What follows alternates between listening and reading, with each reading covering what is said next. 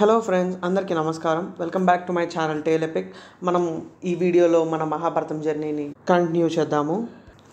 Last వీడియోలో మనం కనుక చూసుకున్నట్టయితే వసు మహారాజు గురించి కానీ, అసలు వసు మహారాజు గురించి ఎందుకు మాట్లాడుకున్నాము, ఎవరు ఆయన, ఏమిటి అనేది మొత్తం కూడా చూసామన్నమాట. ఎందుకు చూసాం వసు మహారాజు గురించి అంటే వేదవ్యాసుల వారి గురించి తెలుసుకోవడానికి చూసాం అనమాట. అదంతా లాస్ట్ వీడియోలో ఉంది.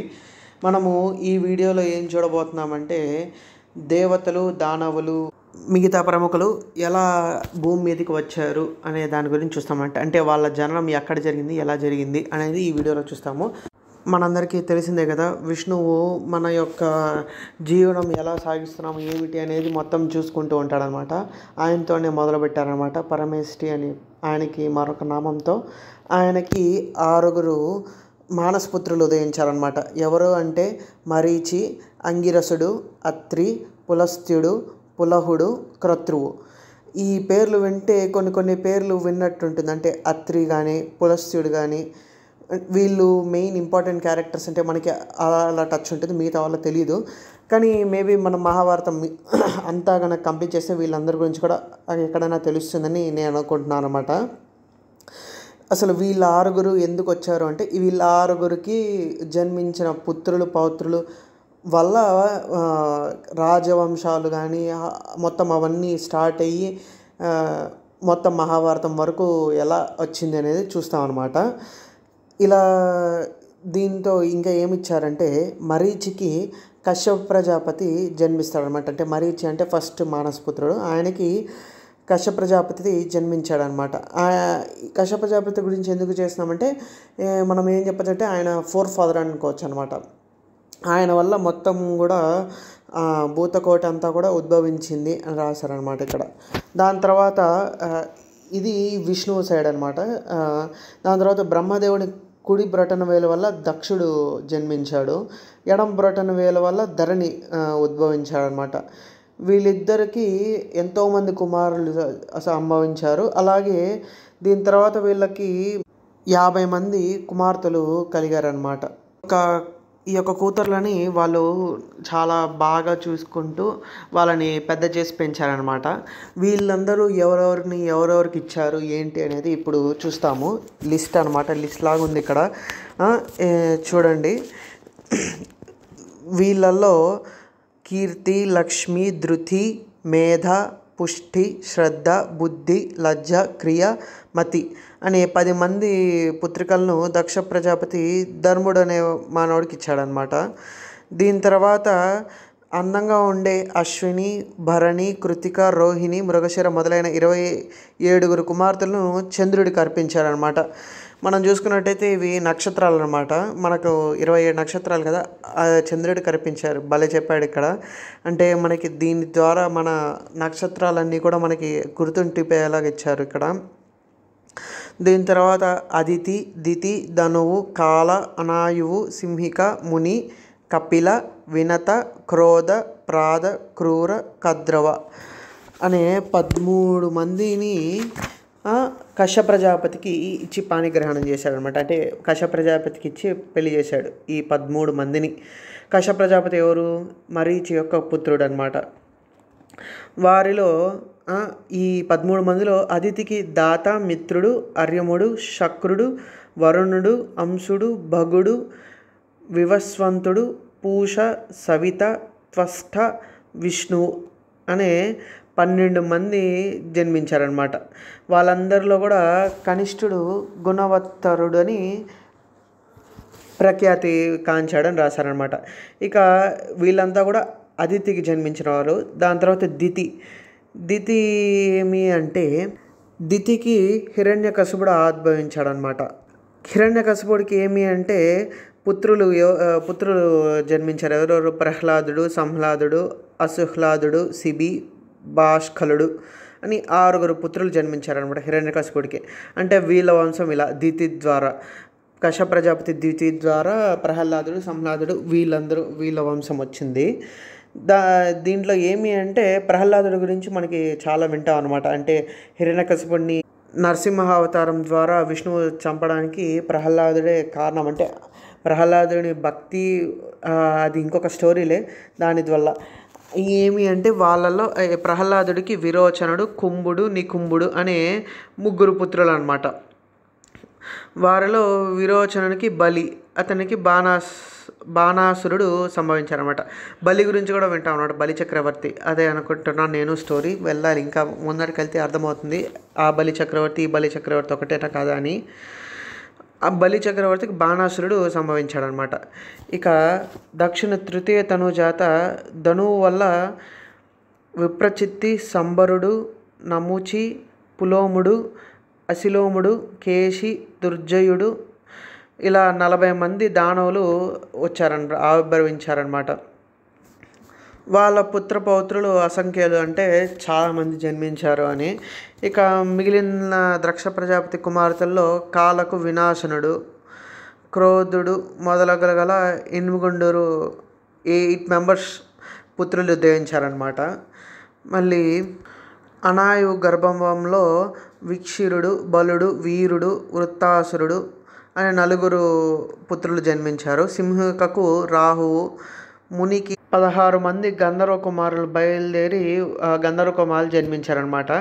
మరి కపిల గర్భావాసంలో అంటే కపిలకు అమృతము, గోగణము, బ్రాహ్మణులు, ఘృతాచి, మేనకాదులు, అప్సరసులు కపిల గర్భంలో జన్మించారనమాట.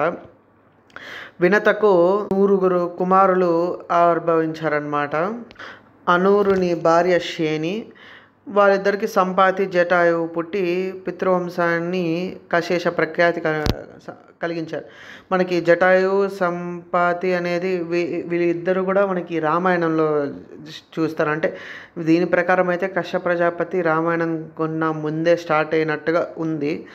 చూద్దాం, ఇంకా వెళ్తే డీప్గా మనకి బాగా అర్థమయ్యే విధంగా ఉంటుందని నేను అనుకుంటున్నాను. అంతేలే, ఎంతైనా దక్షుని కానీ వాళ్ళ గురించి వచ్చిందంటే మ్యాక్సిమం ఇంకా వీళ్ళు మాట్లాడడం అయితే రామాయణం ముందు అసలు భూమి మీద ఎలా జన్మించారనేది చూపుతున్నారని నేను అనుకుంటున్నాను. దాని ప్రకారం అయితే జటాయువు కానీ సంపాతి కానీ వీళ్ళిద్దరూ రామాయణంలో రామునికి హెల్ప్ చేస్తారు కదా. జటాయువు అనేది తెలిసిందే మనకి, చాలా ఫేమస్, ఎలా రావణాసురుడి వల్ల మరణిస్తుందో. సంపాతి అనేది జటాయు యొక్క అన్న, గుడ్డిది.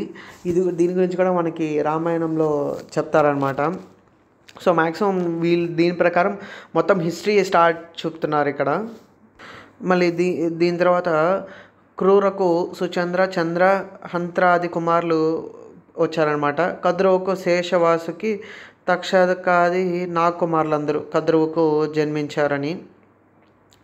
దీని తర్వాత ఇంకా ఇక్కడికి బ్రహ్మదేవుని యొక్క వంశం ఎలా వచ్చింది ఏమి అంటే బ్రహ్మదేవుని వల్ల కలిగిన వంశం కానీ, మళ్ళీ దాని తర్వాత బ్రహ్మదేవుని యొక్క వాళ్ళ జన్మించిన దక్షుడు కానీ ధరణి వాళ్ళ యొక్క వంశంలోని పుత్రికలు మరియు వాళ్ళు కశ్యప ప్రజాపతికి వివాహం అయిన తర్వాత వాళ్ళ వంశం ఎలా వచ్చిందని ఇప్పటివరకు చూసాం అనమాట. ఇది ఇక్కడితో ముగిద్దాము. మళ్ళీ మనము పరమేష్ఠికి 6 కుమారులని అనుకున్నాం కదా, వారి గురించి మళ్ళీ ఇప్పుడు చెప్తున్నారన్నమాట. వారిలో అంగిరసునికి అంటే 2వ వానికి బృహస్పతి, ఉతద్యుడు, సంవర్తుడు అని 3 కుమారులు, యోగసిద్ధి అనే కుమార్తె కలిగారనమాట. మనకి వీళ్ళ 4 కూడాను బృహస్పతి బాగా తెలుసు, ఎందుకంటే ఆయన దేవతల యొక్క గురువుగా మనకు బాగా తెలుస్తుంది కాబట్టి. దాని తర్వాత తృతీయ మానసపుత్రుడు అయిన అత్రికి పరమునీశ్వరులు అనేకులు ఉద్భవించారనమాట. వీళ్ళు వేదాలు కానీ నిత్య సత్యవచనాలు మరియు వేదాలు కూడా చాలా బాగా పఠించేవాళ్ళు అన్నమాట. వీళ్ళు చాలా గొప్పవారు. దాని తర్వాత పులస్తునికి రాక్షసులు అనేక మంది ఉదయించారనమాట. నెక్స్ట్ 4th క్రతు అనే మానస కుమారునికి సూర్యదేవునికి సహచారులు వాళ్ళు ఉంటారు కదా, వాళ్ళందరూ కూడా క్రతువుకి జన్మిస్తారు. మళ్ళీ దాని తర్వాత నెక్స్ట్ వంశం గురించి చెప్పారు. ఎవరిది అంటే దేవమానవ కుమారుడు ప్రజాపతి గురించి చెప్పారనమాట. ఆయనకి ధ్రుమ, బ్రహ్మ విద్య, మనస్విని, రథ, శ్వస, శాండలి, ప్రభిత అని 7 భార్యలు. వారిలో ధూమ్రకు ధరుడు, బ్రహ్మ విద్యకు ధ్రువుడు, మనస్వినికి సోముడు, రథకు అహుడు, శ్వసకు అనిలుడు, శాండలికి అగ్ని, ప్రభాతకు ప్రత్యూష ప్రభాసులు అని 8 మంది ఉద్భవించారనమాట. ఈ 8 మందిలో కూడా ధరునికి ద్రవిణుడు, హుతహవ్యహుడు అని 2 జన్మించారు. ధ్రువవసు కుమారుడు కాలుడు, సోమవసు భార్య మనోహర. ఆ దంపతులిద్దరికి వర్చసుడు, శిశురుడు, ప్రాణుడు, రమణుడు అని 4 కొడుకులు. పృత అనే అహుడు అనే వసు గురించి నెక్స్ట్. ఆయన తనుజుడు జ్యోతి. నెక్స్ట్ అనిల వసు భార్య శివ. వారిద్దరికి అవిజ్ఞాతగతి జన్మించారు. మనోజవుడు, అవిజ్ఞాతగతి అని 2 జన్మించారు. దాని తర్వాత అగ్నివసువర్యునికి కుమారస్వామి, ప్రత్యూష వసువునికి దేవల ఋషి జన్మించారనమాట. దీని తర్వాత బృహస్పతి సహోదరి యోగ సిద్ధ ప్రభ వసువు ధర్మపత్ని. వారిద్దరికీ ఉండాల సాక్షాత్ ఆ విశ్వకర్మే జన్మించారనమాట. అంటే ఇలా మెయిన్ ఇంపార్టెంట్ పీపుల్ ఎక్కడ ఎలా జన్మించారనేది ఇప్పుడు ఇక్కడ వరకు చూసామన్నమాట. ఇంకా చాలా ఉన్నాయి, చెప్తాము. ఇంకా వెళ్దాం చూస్తున్నాను. నెక్స్ట్ మనము స్థానువు అనే యొక్క మనస్థనుజుడి యొక్క వంశక్రమం అనమాట మనం నెక్స్ట్ చూస్తూ ఉన్నాము. ఆయన తనయులందరూ కూడా చాలా పెద్ద వాళ్ళే అని చెప్పారనమాట. ఎవరెవరు అంటే మృగవ్యాధుడు, సర్వుడు, నిరుతి, అజైకపాదుడు, అహిర్భుజుడు, పినాకి, దహనుడు, ఈశ్వరుడు, కపాలి, స్థానవు, భర్గుడు అని 11 మంది పుత్రులు ఉద్భవించారనమాట. నెక్స్ట్ వచ్చేసి బ్రహ్మ దక్షిణ వక్షస్థలం ఛేదించుకొని ధర్మమను అనేవాడు జన్మించాడు. ఆయనకు శమ, కామ, హర్షులని 3 పుత్రులు జన్మించారనమాట. వారిలో శముని పత్ని ప్రాప్తి, కాముని భార్య రతి, హర్షుని దారానంద. అశ్వస్వరూపం ధరించిన త్వాస్త్రికి సవితకు అశ్విని దేవతలు వచ్చారనమాట. అంటే అశ్విని దేవతల గురించి నెక్స్ట్ ఆవిర్భావం ఇది. దాని తర్వాత సాక్షాత్ పరమేశ్వరి హృదయమే చీల్చుకొని భృగుముని వర్యులు ఉదయించారనమాట. భృగు మహాముని, ఈయన గురించి కూడా మనం చాలా చూస్తాము. ఈయన యొక్క పుత్రుడే శుక్రాచార్యుడు అనమాట. శుక్రాచార్యులు వారు కూడా చాలా ఇంపార్టెంట్, ఇది కూడా క్యారెక్టర్. ఓకే, నెక్స్ట్ ఎలా శుక్రాచార్యుడు గురించి అంటే శుక్రాచార్యుల వారు రాక్షసుల యొక్క గురువు. ఎట్లా అక్కడ బృహస్పతి దేవతలకు గురువు, ఇక్కడ శుక్రాచార్యుల వారు గురువు అనమాట. అంటే ఇద్దరు ఒకరికొకరు తగ్గే ఇది లేదనమాట. ఇద్దరు చాలా గొప్ప వాళ్ళు. ఇద్దరు యొక్క దీనివల్ల కూడాను చాలా మంచి గొప్ప వ్యక్తులు వచ్చారనమాట. వీరి యొక్క శిష్యులు అనేవాళ్ళు చాలా గొప్ప మంది వచ్చారు. భృగు మహామునికి ఇంకొక పుత్రుడు ఉదయించాడనమాట. పేరు చవనుడు. ఇది కూడా విన్న పేరే అనమాట. ఇంతకుముందు మనకి లాస్ట్లో వచ్చింది. అంటే ఇంతకుముందు వీడియోస్లో చూస్తే కనుక మనకి చవనుడు గురించి 1-2 అంటే అంత క్లారిటీగా రాలేదు, కానీ లైట్గా టచ్ ఇచ్చిందనమాట. చవనుని యొక్క ధర్మపత్ని మనుకన్యక అనమాట. వీళ్ళిద్దరికూను ఔర్వకుమారులు ఉద్భవించారనమాట. ఔర్వకుమారుడు ఇది కూడా విన్నట్టే ఉంది. సరే చూద్దాం నెక్స్ట్. ఉరువు నుండి జన్మించడం వల్ల ఆయన కౌర్వ అనే నామధేయం వచ్చిందంట. ఓకే, అతనికి రుచీకుడు అని మొదలైన 4 జన్మించారు. వారిలో రుచీకుని పుత్రుడు జమదగ్ని కూడా మంచి క్యారెక్టరే, ఒక మంచి ఇంపార్టెన్స్ ఉన్న క్యారెక్టరే. జమదగ్నికి 4 పుత్రులు అనమాట. వారిలో పరశురాముడు అందరికన్నా చిన్న. పరశురాముడు ఎలా జన్మించాడు అనేది వచ్చేసింది. జమదగ్ని యొక్క పుత్రుడు పరశురాముడు. దాని తర్వాత బ్రహ్మదేవునికి దాత, విధాత అని 2 కుమారులు ఉదయించారనమాట. వీళ్ళిద్దరూను మనువుతో మిత్రత్వం వహించారనమాట. అలా వహించి ఆయనకి మనువుకి సహాయం చేస్తూ ఉన్నారనమాట. ఇలా సహాయం చేస్తూ ఉంటే మహాలక్ష్మి కూడా వీళ్ళతో పాటే అవతరించింది. లక్ష్మీదేవికి అనేక మంది మానస కుమారులు ఉదయించారనమాట. వారందరూ కూడా అశ్వరూపాలు ధరించి ఆకాశంలో విహరిస్తూ ఉంటారని రాశారనమాట ఇక్కడ. మళ్ళీ ఇక్కడ నెక్స్ట్ వరుణుని భార్య జ్యేష్ఠ. వాళ్ళిద్దరికి బలుడు అనే కుమారుడు, సుర అనే కుమార్తె కలిగారనమాట. సుర కధర్ముడు జన్మించాడు. అతని భార్య నిరుతి. వారిద్దరికి సకల లోక భీకరుడైన భయ, మహాభయ, మృత్యులని 3 తనూజులు ఉద్భవించారు. నెక్స్ట్ మృగపక్షి అంటే నాకు అంత ఐడియా లేదు ఏంటి అనేది, చదువుతాను వినండి. తామ్రకు కాకి శేని బాసి ధృతరాష్ట్రి సుఖి అని 5 కుమార్తెలు. అంటే ఇక్కడ వీళ్ళ దాని ప్రకారం ఏంటి అంటే మృగాలు ఎలా జన్మించాయి అనేది కూడా వీళ్ళు ఇక్కడ ఇచ్చారనమాట. కాకి శేని బాసి ధృతరాష్ట్రి సుఖి 5 కుమార్తెలు. కాకికి గుడ్లగోపలు, శేనికి డేగలు పుట్టాయన్నమాట. బాసి నుంచి గద్దలు రాబందులు వచ్చాయి. ధృతరాష్ట్రకి హంసలు చక్రవాహాలు జన్మించాయి. శుకికి చిలకలు. నెక్స్ట్ క్రోధునికి మృగి, మృగసుధ, హర, భద్రమానస, మాతంగి, శార్దూలి, శ్వేత, సురభి, సురస అని 9 కుమారులు. అంటే మనము చూసాం కదా, అంటే ఎవరెవరు ఎక్కడ అంటే కాకి గుడ్లగోపులు అంటే మన యొక్క బర్డ్స్ యొక్క హిస్టరీని కానీ వాటి యొక్క జెనెటిక్ లైన్స్ సంథింగ్ ఏదో మాట్లాడారు, వాటి గురించి మాట్లాడారనమాట.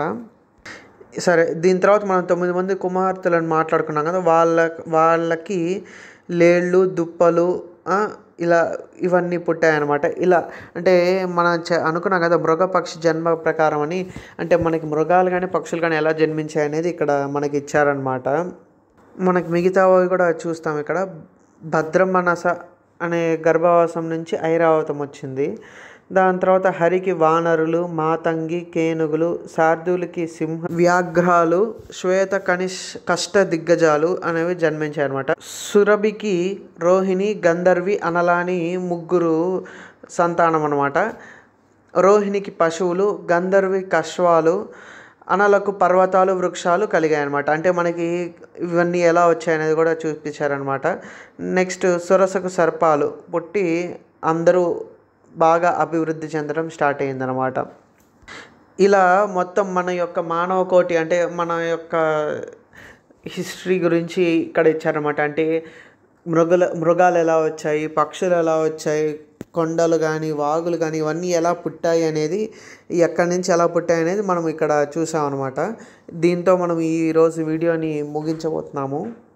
మనము మళ్ళీ నెక్స్ట్ వీడియోతో మన మహాభారతం జర్నీని కంటిన్యూ చేద్దాం. ఈ వీడియో అనేది చాలా ఇన్ఫర్మేషన్ ఎక్కువ వచ్చేసింది అనమాట. అంటే ఇంత ఇన్ఫర్మేషన్ ఉంటుందని నేను అనుకోలేదు, ఇంత చెప్పాలని కూడా అనుకోలేదు. అసలు చాలా ఎక్కువ, అంటే ఫస్ట్ అనుకోలేదు అసలు చెప్దామని. కానీ ఈ ఇన్ఫర్మేషన్ మనకి కూడా తెలియాలి. అసలు మన హిస్టోరియన్స్ ఎలా అనుకున్నారు, మహాభారతంలో ఇలా స్టార్ట్ అయింది అని వీళ్ళు అనుకోవడం కూడా మనం అర్థం చేసుకోవాలన్నమాట. సరే, ఓకే, దీని గురించి మరీ ఎక్కువ మాట్లాడితే కన్ఫ్యూజ్ అయిపోతాము. Thank you for watching till the end. See you in the next video. Please subscribe to my channel Tale Epic. Thank you. Bye bye. See you in the next video.